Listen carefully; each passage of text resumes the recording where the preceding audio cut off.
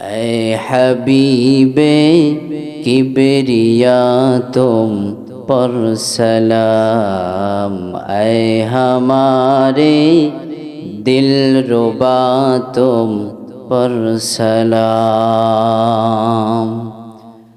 ऐ हबीबे किबरिया तुम पर सलाम, ऐ हमारे दिल रुबा तुम पर सलाम। हादिएरा है खुदा तुम पर सलाम, दिल सदा कहता रहा तुम पर सलाम।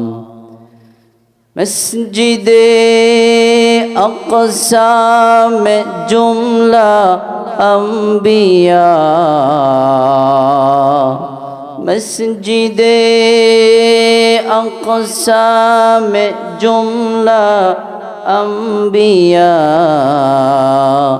मुक़तदी थे और वा तुम मुक़तदा, मुक़तदी थे और वा तुम मुक़तदा। ऐ इमामुल अंबिया तुम पर सलाम, दिल सदा कहता रहा तुम पर सलाम।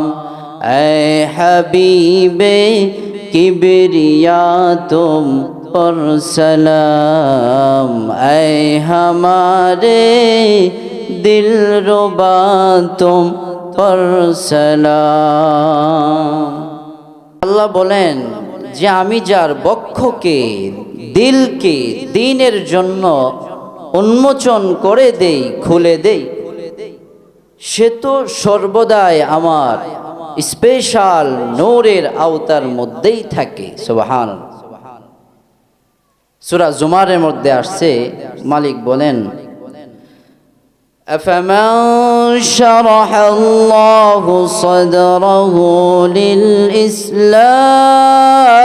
للإسلام فهو على نور من ربه فويل للقاسية قلوبهم من ذكر الله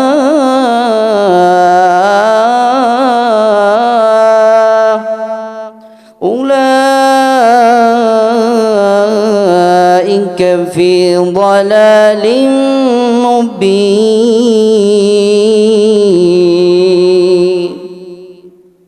আল্লাহ এই আয়াতের মধ্যে এই কথাগুলো বলেন। এজন্যে বাবারা, আল্লাহ যে আমাদেরকে দ্বীনের জন্য দিলটা খুলে দিয়েছেন, এজন্যে মহব্বতের সাথে একটু দিল থেকে বলেন আলহামদুলিল্লাহ। মানুষ তো একেবারে কমও না, আওয়াজটা একটু ছোট হয়েছে। আমার সাথে রাগ করে আছেন নাকি? হ্যাঁ, আমার সাথে রাগ করছেন না বাড়ি থেকে রাগ করে আসছেন? কোনটা? কোনোটাই না। তাহলে আমার সাথে আমি একটা তাকবীর দেব, জোরে আমার সাথে তাকবীর বলতে পারবেন ইনশাআল্লাহ? পারবেন? বলেন। আপনারা যদি বলেন তাহলে দিব। আমি এখন দিলাম, পরে কিছু বললেন না, তাহলে আমি মন খারাপ করব। আমি দিচ্ছি, সাথে বলতে হবে। পারবেন ইনশাআল্লাহ? ইনশাআল্লাহ। সবাই সমস্বরে আওয়াজ দিয়ে জবানটাকে খুলে সবাই একটা তাকবীর দেবেন। লিল্লাহি তাকবীর। আরো জোরে হয় নাই, মনে হইতেছে খাইছেন না দুপুরে। আরো জোরে দিতে হবে লিল্লাহি তাকবীর। আরো জোরে দিতে হবে লিল্লাহি তাকবীর। এখন বোঝা যায়, ঠিক আছে, এখন হইছে। তো বাবারা, বলতেছিলাম আসলে আপনি চিন্তা করেন, আল্লাহ আমাদেরকে যে নিয়ামত দিছেন এইগুলো কি গণনা করে শেষ করতে পারবো? বলেন, পারবো? আল্লাহ কোরআনের মধ্যে বলতেছেন وَإِن تَعُدُّوا نِعْمَةَ اللَّهِ لَا تُحْصُوهَا, যে আমি আল্লাহ তোমাদেরকে এই পরিমাণ নিয়ামত দিছি, এগুলো তোমরা গণনা করে শেষ করতে পারবা। সুবহানাল্লাহ। কি পরিমাণ নিয়ামত আল্লাহ দিছেন। আল্লাহ কোরআনের মধ্যে আরেক জায়গায় বলেন শোনো, আমার রহমত, আমার কুদরত, আমার নিয়ামত, এইগুলো যদি তোমরা লিখতে শুরু করো, আর ওই যে দেখতেছো সমুদ্র, সেই সমুদ্রকে আমি যদি সমুদ্রের পানিকে কালি বানিয়ে দেই, ওই কালি দিয়ে লিখতে শুরু করবা, সেই সমুদ্রের কালি তথা পানি শেষ হয়ে যাবে, কিন্তু আমার রহমত, আমার কুদরত, আমার নিয়ামত তোমরা লিখে শেষ করতে পারবা না। সুবহানাল্লাহ। আল্লাহ কোরআনের মধ্যে বলেন, قل لو كان البحر مدادا لكلمات ربي لنفد البحر قبل أن تنفد كلمات ربي ولو جئنا بمثله مددا। আল্লাহ বলেন, শোনো, আরে এক সমুদ্র শেষ হবে, আমি এই সমুদ্রের নেই আরেক সমুদ্র আনবো, তোমরা ওই সমুদ্রের পানি দিয়ে তথা ওই সমুদ্রের পানিকে আমি আল্লাহ কালি বানিয়ে দেব, ওই সমুদ্রের পানি শেষ হয়ে যাবে, এক সমুদ্র শেষ হবে, এটার নেই আরেক সমুদ্র আনবো। এইভাবে যদি আমি আনতেও থাকি, তোমরা আমার নিয়ামত, আমার কুদরত, আমার সকল অনুগ্রহ তোমরা লিখতে থাকবা, এরপরেও লিখে শেষ করতে পারবা না। সুবহান। আল্লাহ বলেন, ওয়ালাউ জিনা বিমিথলিহি মাদাদা,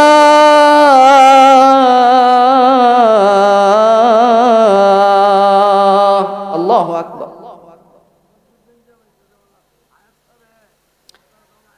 বাবারা, এই জন্য দেখবেন কি পরিমাণ আল্লাহ আমাদেরকে অনুগ্রহ দান করছেন, নিয়ামত দিছেন। এজন্যই তো আমাদের কবিরা কত সুন্দর করে লিখে গেছেন, আমাদের শিল্পী যারা, ওনারা সুন্দর করে গায়। আমার তো আর এত সুন্দর কণ্ঠ না, এরপরেও গাইতে ইচ্ছা করে, একটু বলেই ফেলি। দেখবেন কি সুন্দর করে শিল্পীরা গায়। যদি লিখতে শুরু করি, কলম কালি হবে শেষ, যদি গাইতে শুরু করি, হৃদয়ের সুর হবে শেষ, ফুরাবে না তোমার প্রশংসা হারেশ, তবু ফুরাবে না তোমার প্রশংসা হারেশ। যদি লিখতে শুরু করি, কলম কালি হবে শেষ, যদি গাইতে শুরু করি, হৃদয়ের সুর হবে শেষ, ফুরাবে না তোমার প্রশংসা হারেশ, তবু ফুরাবে না তোমার প্রশংসা হারেশ। শেষ হবে? বলেন, লিখলে কলমের কালি শেষ হয়ে যাবে, এরপরে আল্লাহর রহমত লিখে শেষ করতে পারবে। এই জন্যে বাবারা, আল্লাহ যে আমাদেরকে এত সুন্দর আয়োজন, আজকের এই মাহফিল কত সুন্দর করে যুবক ভাই, বৃদ্ধ বাবাজিরা, এলাকার মানুষ মেহনত করে আমাদের জন্য আয়োজন করছেন, এটার শুকরিয়া আদায় তো তখনই হবে যখন আমরা প্যান্ডেলে আইসা বসবো, উলামায়ে কেরামের সুন্দর আলোচনাগুলো শুনবো, এরপরে শুকরিয়া আদায় হবে। কি বলেন? আর যেখানে কোরআন সুন্নাহর কথা বলা হয়, সেই জায়গাটাকে তো নূরের ফেরেশতারা বেষ্টন করে রাখে। সুবহানাল্লাহ। আল্লাহ বলেন যে তোমরা আমাকে স্মরণ করো, আমি আল্লাহ তোমাদেরকে স্মরণ করবো। সুবহানাল্লাহ। আজকে তো এখানে আল্লাহ এবং আল্লাহর রাসূলের স্মরণ হবে, এটাই তো বাস্তব কথা নাকি? কোরআন হাদিসের আলোচনা হবে, এটাই তো বাস্তব কথা। আল্লাহ বলেন তোমরা আমাকে স্মরণ করো, আমি আল্লাহ তোমাদেরকে স্মরণ রাখবো। আল্লাহ কোরআনের মধ্যে বলেন, বিসমিল্লাহির রহমানির রহিম, ফাযকুরুনি আযকুরকুম ওয়াশকুরু লি ওয়ালা তাকফুরুন।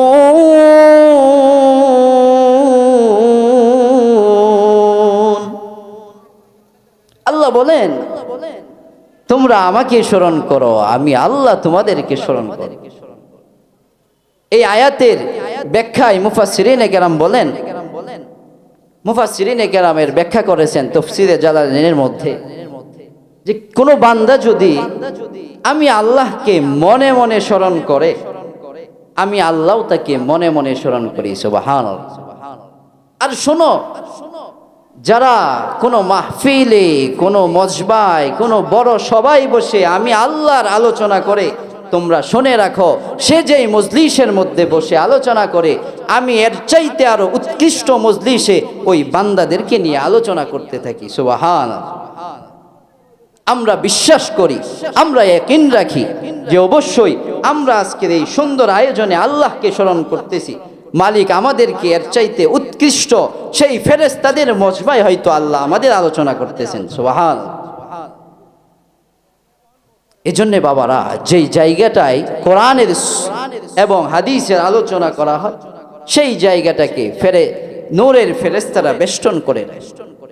কি পরিমাণ ফেরেশতা, এটা আল্লাহই ভালো জানেন, এটা কল্পনাও করা যাবে না। কেন?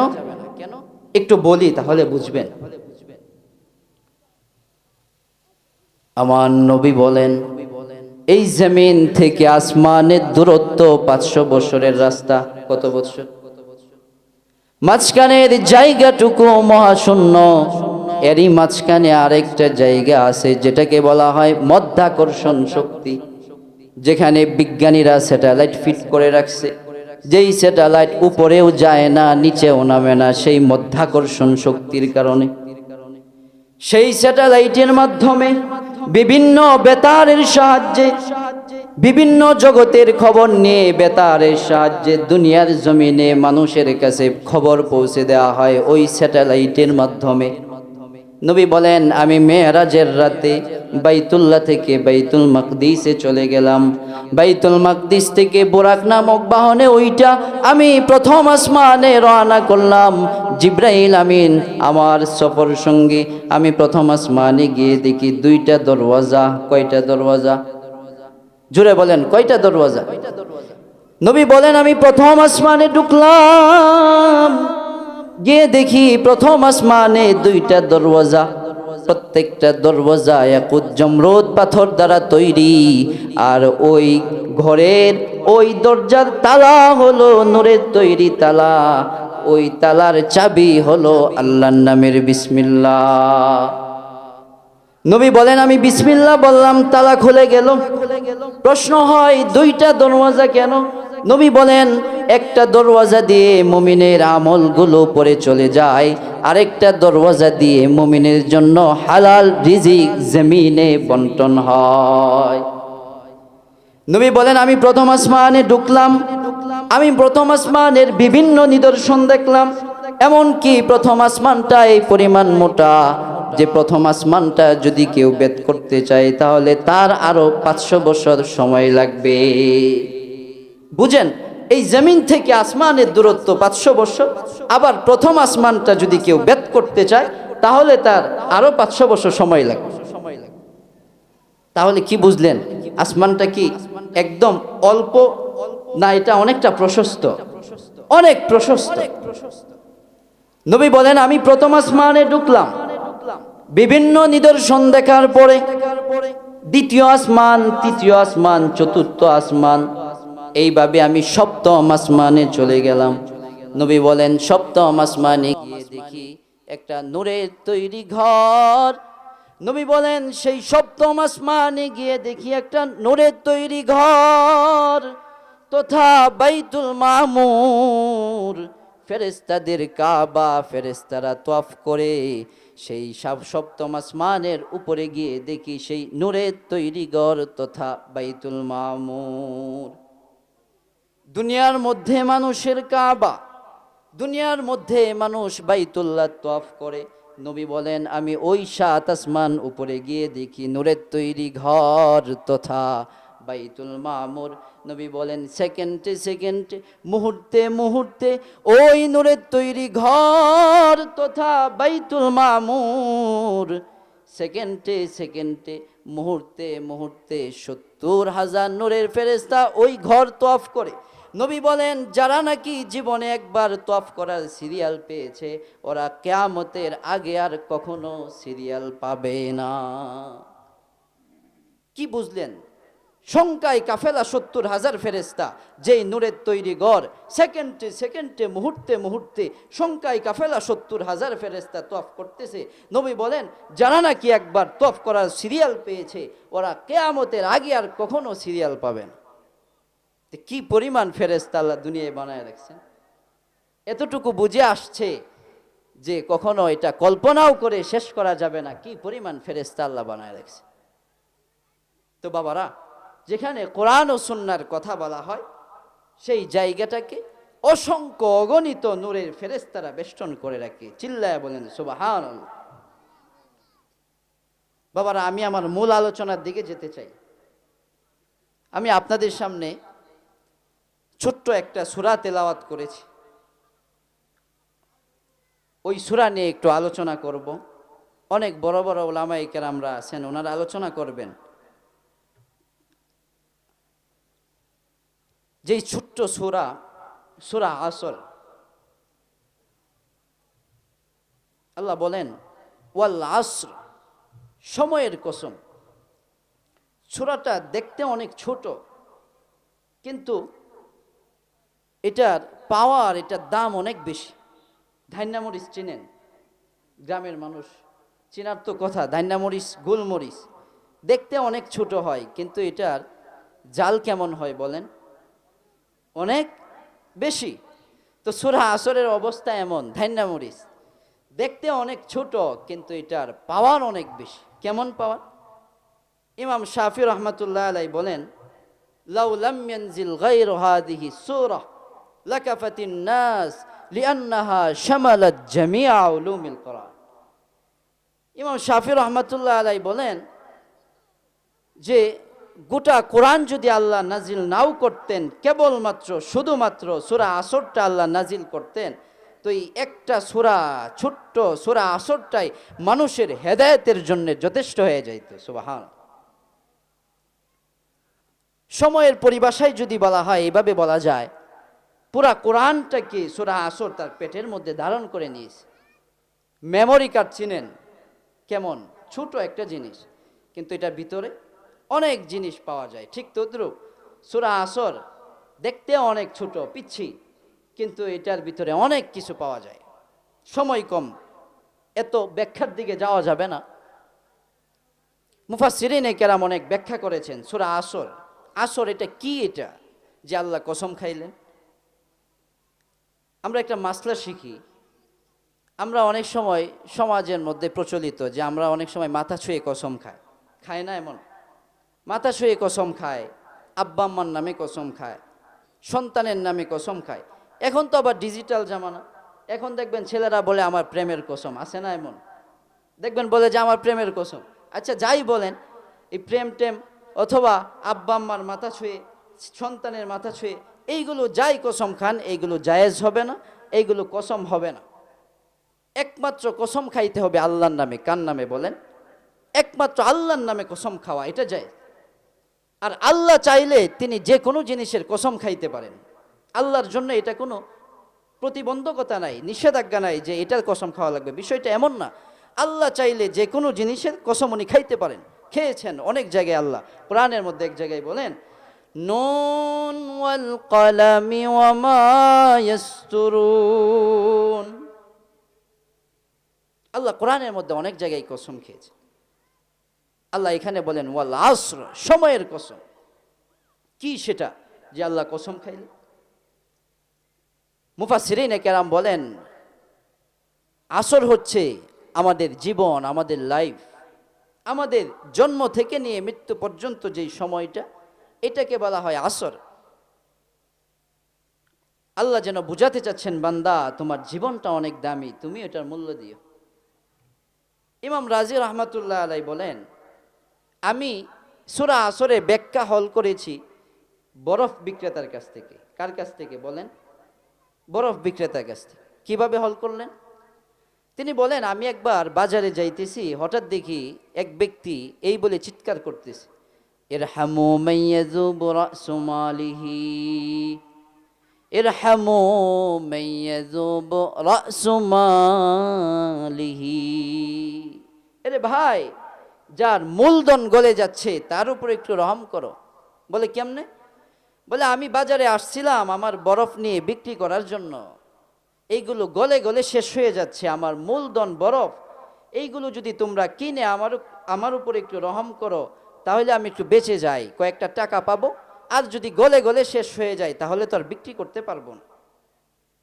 তো ইমাম রাজি রহমাতুল্লাহ আলাই বলেন, আমি ওই বরফ বিক্রেতার কাছ থেকে সূরা আসরের ব্যাখ্যা হল করেছি যে আল্লাহ যেন আমাদেরকে বুঝাতে যাচ্ছেন, বান্দা তোমার জীবনটা তো বরফের মতো, থাকতে থাকতে মূল্যায়ন করো, এটা তো গলে গলে শেষ হয়ে যাচ্ছে। এজন্যই তো কবি বলেন, হো রহি হ্যায় উমরে মিসলে বরফে গম, চুপকে চুপকে রফতা রফতা দম বদম। বান্দারে তোমার আমার জীবন তো বরফের মতো, বরফ যেমন নাকি গলে গলে শেষ হয়ে যায়, বান্দা তোমার আমার জীবনও তো ওইভাবেই গলে গলে শেষ হয়ে যাচ্ছে, থাকতে থাকতে এর মূল্য দাও।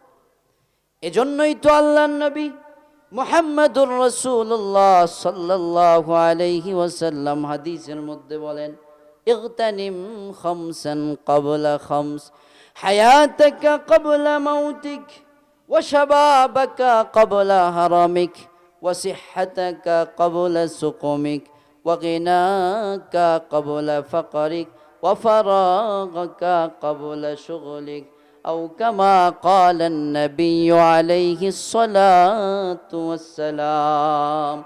আল্লাহ নবী বলেন, পাঁচটা জিনিস চলে যাওয়ার আগে আগে পাঁচটা জিনিসকে মূল্য দাও, হারাইয়া গেলে আর কখনো আফসোস করে খুঁজে পাইবা না।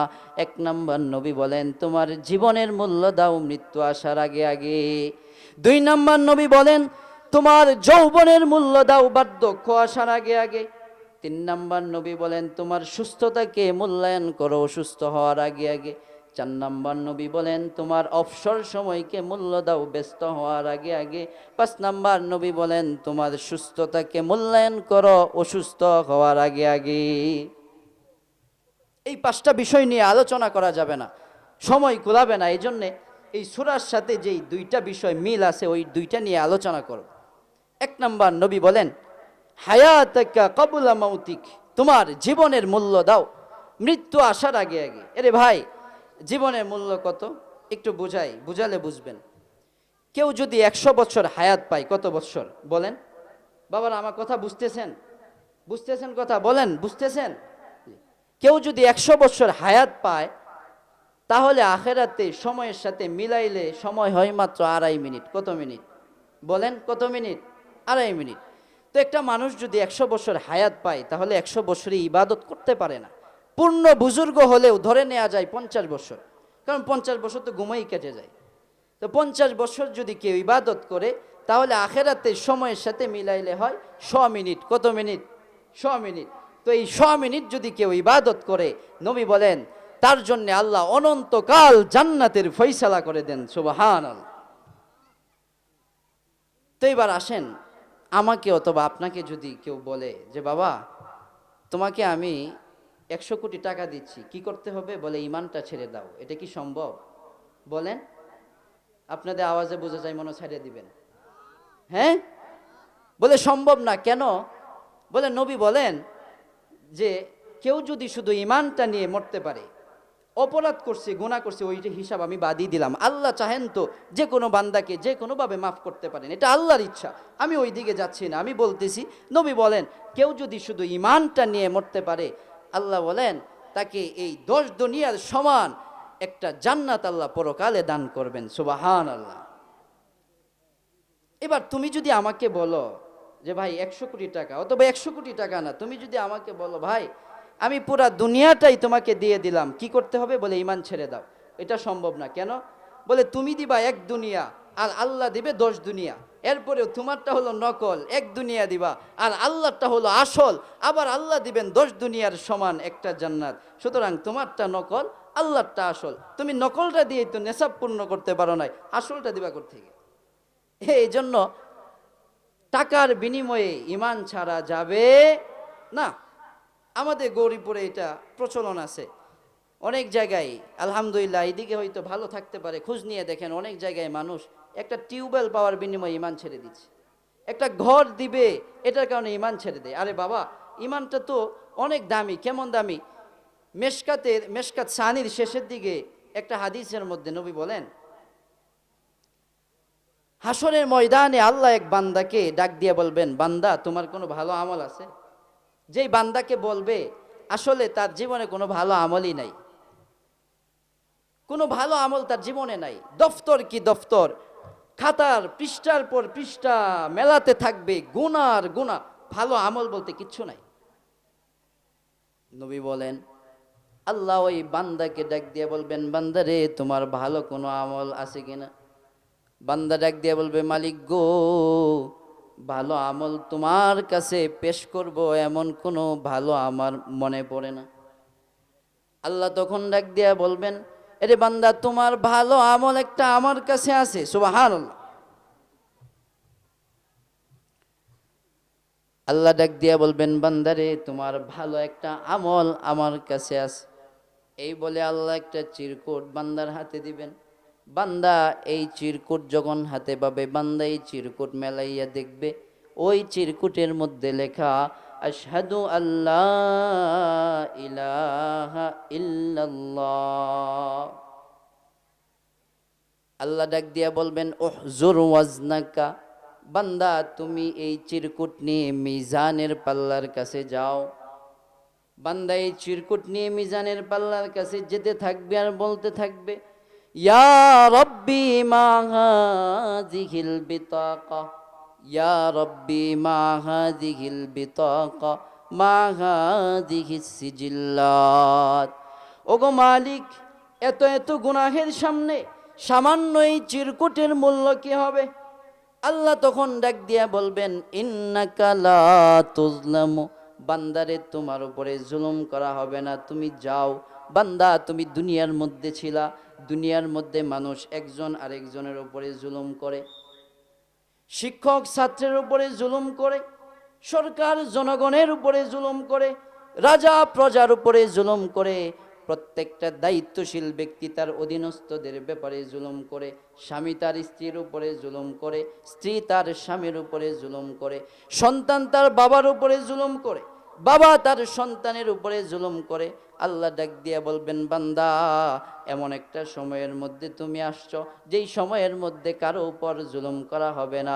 ইন্নাকা লা তুজলামু, বান্দা তোমার উপরেও কোনো প্রকার জুলুম করা হবে না, তুমি যাও মিজানের পাল্লার কাছে যাও। বান্দা যখন মিজানের পাল্লার কাছে যাবে, বান্দা মিজানের পাল্লার কাছে যাওয়ার পর আল্লাহ ডাক দিয়া বলবেন, বান্দা তুমি এই চিরকুটটা তুমি এক পাল্লায় রাখো। বান্দা এই চিরকুটটা এক পাল্লায় রাখবে, আর তাকে বলা হবে তোমার সমস্ত গুনাহ আরেক পাল্লায় রাখো। তার সমস্ত গুনাহ আরেক পাল্লায় রাখা হবে। নবী বলেন, তার এত এত গুনাহের দফতর, তার এত এত গুনাহের খাতা, এই সকল গুনাহ যখন এক পাল্লায় উঠানো হবে, নবী বলেন তার গুনাহের পাল্লার চাইতে তার সেই সামান্য চিরকুট যেটার মধ্যে লেখা আশহাদু আল্লাহ ইলাহা ইল্লাল্লাহ ওয়া আশহাদু আন্না মুহাম্মাদান আবদুহু ওয়া রাসূলুহু, নবী বলেন এত এত গুনাহের পাল্লার চাইতে সামান্য যেই চিরকুটের মধ্যে এটা লেখা, ওই চিরকুটটা যেই পাল্লাই থাকবে, ওই চিরকুটের পাল্লাটাই ভারী হয়ে যাবে। সুবহান।